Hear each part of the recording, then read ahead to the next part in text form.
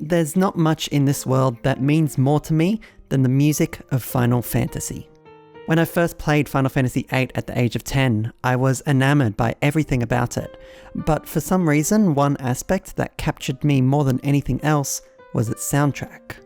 At the time, music wasn't something I had particularly noticed before, but this soundtrack resonated with me.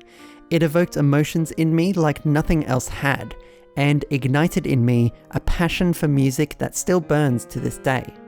What I didn't realize at age 10 was that I wasn't alone in this experience. By the time Final Fantasy VIII came out, the series was already famous for its pioneering scores, and composer Nobuo Uematsu was considered a legend in the realm of video game music, one of only a few key composers widely credited with elevating the perception of this burgeoning new form of music.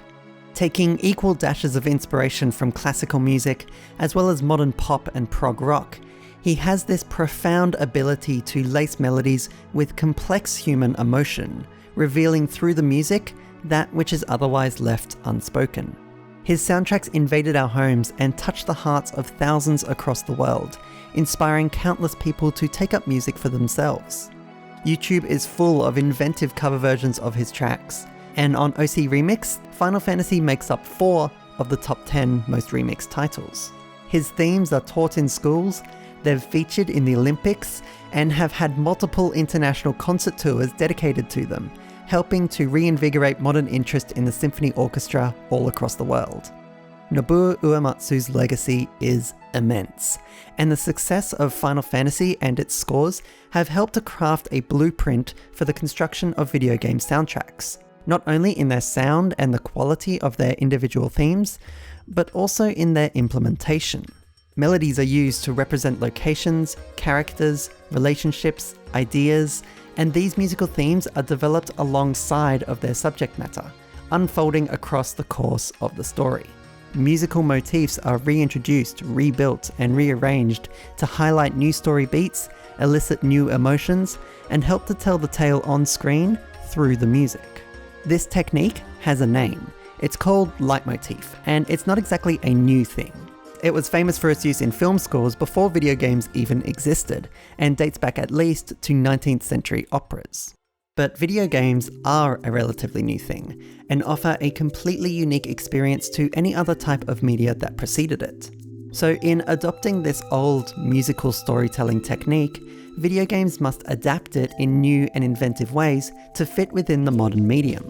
And arguably, no other video game franchise has used Leitmotif as deeply or as extensively as Final Fantasy. So hi, and welcome to Warriors of Leitmotif, a study of the use of theme and leitmotif throughout the Final Fantasy soundtracks. Join me, Matthew Dyerson, as we go game by game through the main series and pick apart its melodies, what they mean, and how they are developed throughout each title. On top of that, we will take a look at the timeless themes that have evolved over the decades to become some of the most iconic video game tracks of all time.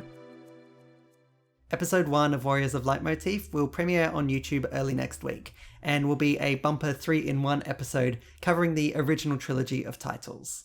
I am super excited to be finally sharing with you this idea that's been looming in my head for about the past 9 months now, and about something that's so dear to me. I'm looking forward to seeing where it goes and what it becomes, and I hope you are too. If you'd like to see this happen, you can best help by supporting the channel on Patreon. You'll receive all of the cool perks that are already available there, and there's even some new goals that, if we reach, will add some fun bonus episodes to the series. Of course, every video will be available for free on YouTube, but the option is there if you'd like a hand in making it happen. Every bit counts a whole lot, and I appreciate very deeply any kindness that is sent this way. I'd love to see this somewhat wild project all the way through, and with a bit of support, I think it can happen. Thank you, and I'll see you real soon.